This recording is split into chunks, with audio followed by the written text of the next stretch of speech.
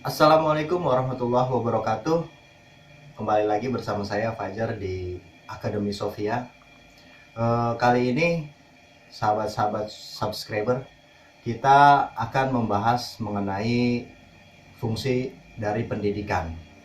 Kemarin ada yang bertanya dari komentar di channel Akademi Sofia yang ditanyakan oleh sahabat kita Kang Labib ya. Dia nanya sebenarnya apa sih fungsi dari pendidikan itu Kang gitu. Oke, sekarang kita akan coba menjawab. Silakan nanti kalau memang jawabannya kurang memuaskan bisa dibaca-baca lagi oleh Kang Labib dan khususnya para sahabat-sahabat subscriber semua. Jangan lupa sebelum kalian tonton sampai habis, like dulu dan subscribe dulu untuk yang belum subscribe. Oke, sebelum masuk lebih jauh, kita kembali lagi ke pembahasan yang pertama, yaitu tentang pendidikan. Kalau kita kembali ke definisi tentang arti makna dari pendidikan, yaitu adalah bagaimana caranya untuk mengembangkan potensi, baik itu secara individu maupun komunal, melalui pelatihan-pelatihan atau pengajaran dan arahan.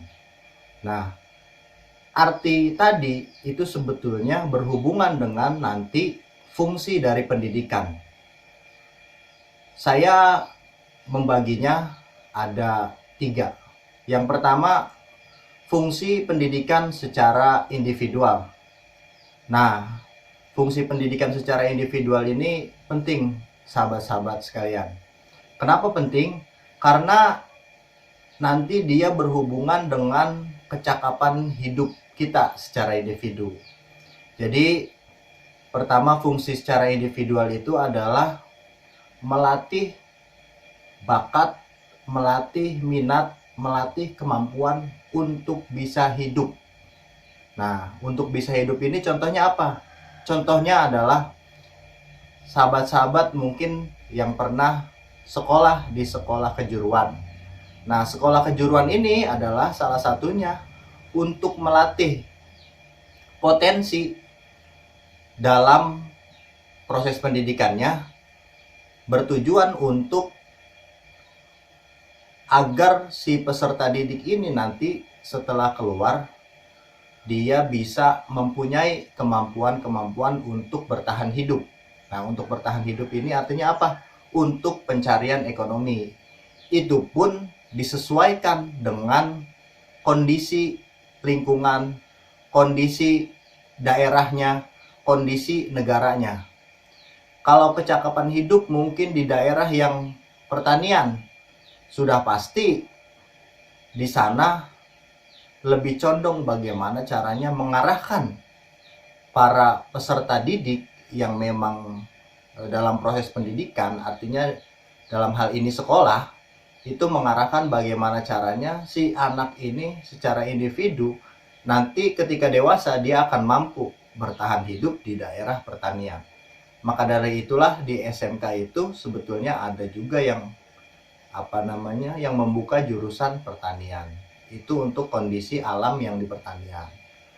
Yang kedua mungkin contohnya adalah kita yang ada di daerah industri ya. Karena kita di Kabupaten Bekasi, kita di Cikarang, maka banyak bermunculan sekali sekolah-sekolah yang memang mengarahkan peserta didik agar dapat menjadi pekerja yang produktif, yang punya kemampuan gitu.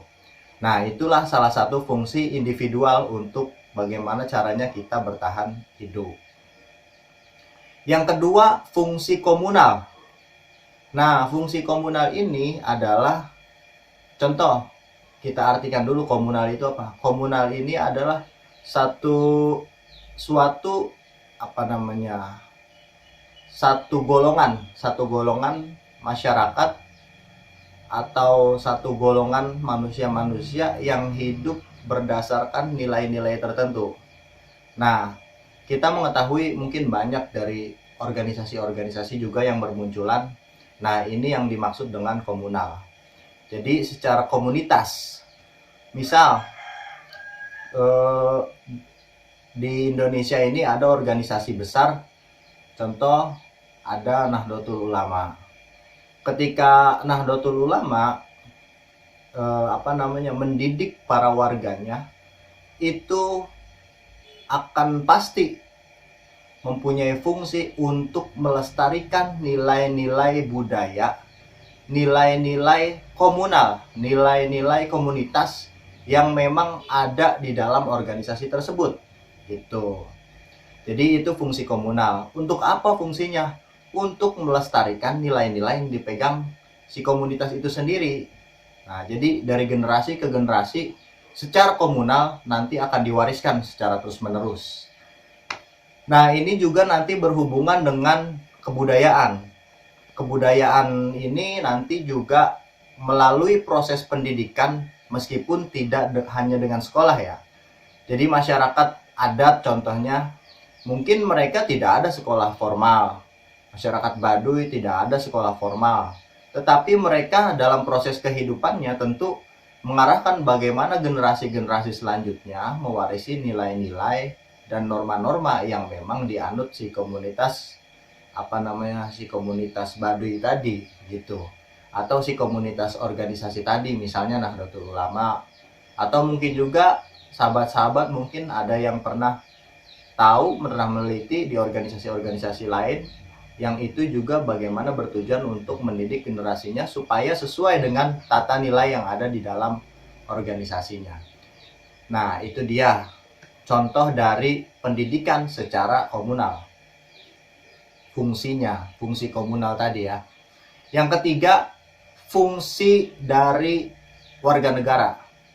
Nah, di dalam buku Ideologi Pendidikan karya F. O'Neill. Jadi si O'Neill ini menuliskan bahwasannya sebetulnya fungsi dari pendidikan secara nasional, secara kenegaraan itu adalah bagaimana caranya mempertahankan nilai-nilai yang dianut sebagai suatu negara.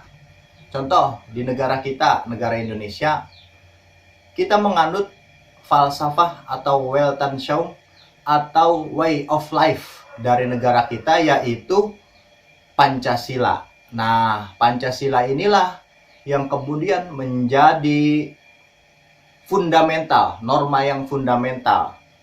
Namanya kalau di dalam hukum itu Stats Fundamental Norm. Jadi dia menjadi dasar dari norma-norma yang nantinya akan dilanjutkan ke dalam undang-undang, peraturan-peraturan dan lain sebagainya, baik itu yang tertulis ataupun tidak tertulis.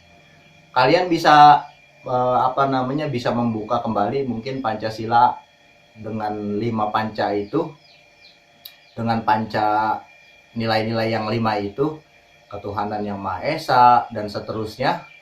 Nah, itu nanti akan menjadikan kita sebagai warga negara yang baik, mengikuti 5 prinsip Pancasila itu secara kenegaraan gitu. Nanti Pancasila itu akan diturunkan menjadi Undang-Undang Dasar. Nah, Undang-Undang Dasar inilah yang kemudian menurunkan peraturan-peraturan itu, khususnya dalam bidang pendidikan. Untuk apa sih negara punya pandangan hidup, negara punya filsafat, punya falsafah hidup, untuk bagaimana caranya mewujudkan satu tatanan negara, satu tatanan masyarakat yang ideal menurut negaranya. Tentunya mungkin di lain negara akan berbeda. Kita menganut prinsip negara yang tidak sekuler, tapi juga tidak negara agama. Kita adalah negara yang Pancasila. Negara Pancasila itu apa? Kita tetap menempatkan agama dan negara sesuai pada tempatnya, dan juga negara sekaligus negara yang berpegang teguh pada nilai-nilai keagamaan. Itu kayak gitu. Itu fungsi yang disebut fungsi negara, fungsi kenegaraan. Jadi itu ya sobat sekalian. Nah, dari ketiga fungsi itu nanti akan membentuklah satu tatanan masyarakat yang ideal. Jadi dari tiga fungsi itu, fungsi individual, fungsi komunal, dan fungsi nasional, fungsi kenegaraan, itu akan membentuk satu tatanan masyarakat yang ideal atau individu yang diharapkan dari satu komunitas, dari satu negara. Nah, itu dia sobat jawabannya. Ya, kalau memang belum jelas silahkan dicari referensinya. Kalian bisa baca-baca kembali. Saya juga menyadari bahwa apa yang bisa saya sampaikan hanya sedikit. Kurang lebihnya saya mohon maaf. Jangan lupa untuk terus pantengin channel Akademi Sofia. Terima kasih sobat. Assalamualaikum warahmatullahi wabarakatuh.